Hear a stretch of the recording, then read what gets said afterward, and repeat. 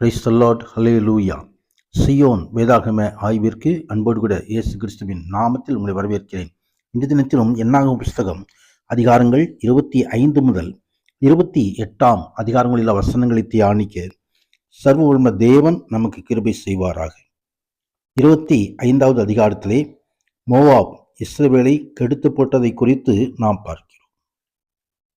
பிலேயாம் இஸ்ரவேல் மக்களை தேவனிடத்திலிருந்து பிரிக்க செய்யும் தன் முயற்சியில் தோல்வி அடைந்தும் மோவாபியர்களை தூண்டி அவர்கள் இஸ்ரவேல் மக்களின் இச்சைகளை தூண்டி ஒழுக்க நெறி தவறிய மாம்ச இச்சைக்குரிய காரியங்களை செய்து இவைகளை ஆதரிக்கும் அஞ்ஞான தேவதர்களை வழிபட செய்து அவர்களை தேவனை விட்டு பிரிக்க முயற்சிக்குமாறு அங்கே கூறின காரியங்களை நாம் இங்கே பார்க்கிறோம்.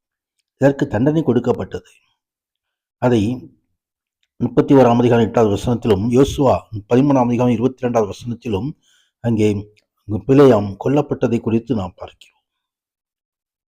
தொடர்ந்து தமது உடன்படிக்கைக்கு உட்பட்ட தலைவர்கள் மீது தேவனுக்கு ஏற்பட்ட வெறுப்பை இங்கே இந்த 4வது வசனம் சுட்டி காட்டுகிறது.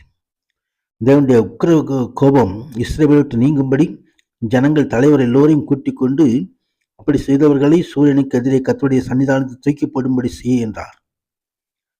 மகிமை உண்டாவது. கர்த்தருடைய கோபா கிடைக்கும் என்பதாக மனிதன் நிற்க முடியாது. கர்த்தருடைய மகிமை உண்டாவதற்கு பெருமையோடு தேவனுக்கு எதிர்த்து காரியங்களை தொடர்ந்து செய்து கொண்டிருக்க முடியாது. மகிமை உண்டாவதாக.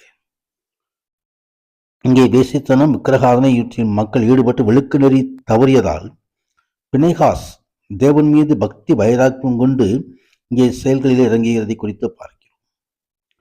தேவனுக்குள்ள கரிசனை, தேவனின் மீது இருந்த பக்தி வைராக்கியம், பாவத்தின் மீது இருந்த வெறுப்பு, நீதியின் மீது இருந்த அவனுடைய கரிசனை ஆகியவை இங்கே வெளிப்படுகிறது.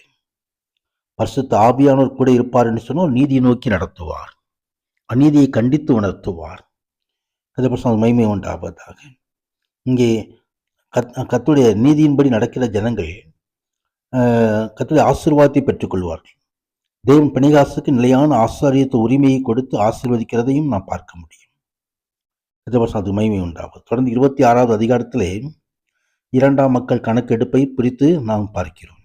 இஸ்ரவேல் புத்திரரின் சமஸ்த சபையாரையும் அவர்கள் பிதாக்களுடைய வம்சத்தின்படி 20 வயது முதல் அதற்கு மேற்பட்ட இஸ்ரவேலிலே யுத்தத்துக்கு புறப்படுகிறத்தக்கவர்கள் எல்லோரையும் எண்ணுங்கள் என்றார். அது மகிமை உண்டாவதாக. கானான் தேசத்தை சுதந்திரிக்கும்படி தேசத்துக்குள் பிரவேசிக்கும் போது அங்கிருக்கும் மக்களோடு யுத்தம் செய்ய ஆயத்தம் பண்ணும்படியாக இஸ்ரவேல் அனைவரையும் எண்ணி கணக்கெடுக்கும்படி ஆண்டவர் கட்டளையிடுகிற காரியத்தை குறித்து நாம் பார்க்க முடியும். அது மகிமை உண்டாவதாக. அங்கே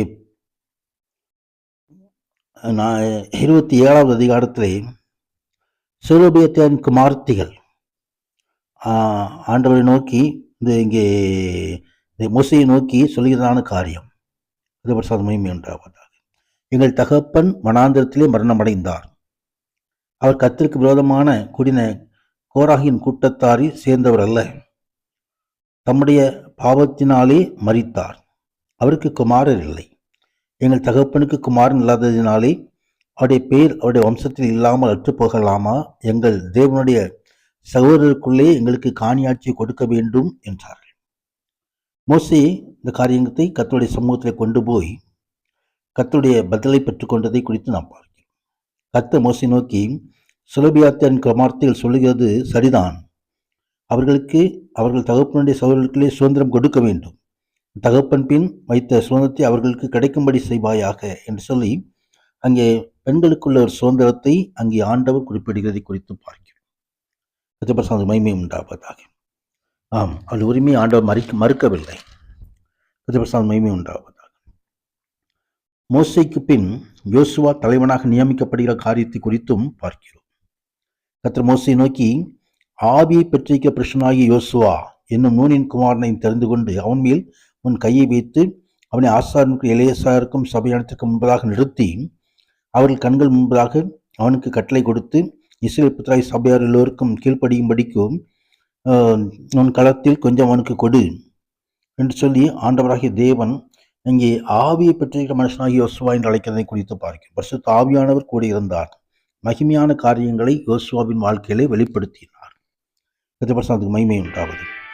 28வது நாடோறும் செலுத்த வேண்டிய பலிகள், ஓய்வு நாளுக்குரிய பலிகள், மாசந்தோறும் செலுத்த வேண்டிய பலிகள், பஸ்கா ஆகியவற்றை குறித்து எழுதப்பட்டிருக்கு. வசனங்களை தியானிக்க நமது வாழ்க்கையிலும் கர்த்தர் மகிமையான காரியங்களை கட்டளையிடுவாராக. பரிசுத்த நாமத்திற்கு மகிமை உண்டாவதாக. ஆமீன், ஆமீன்.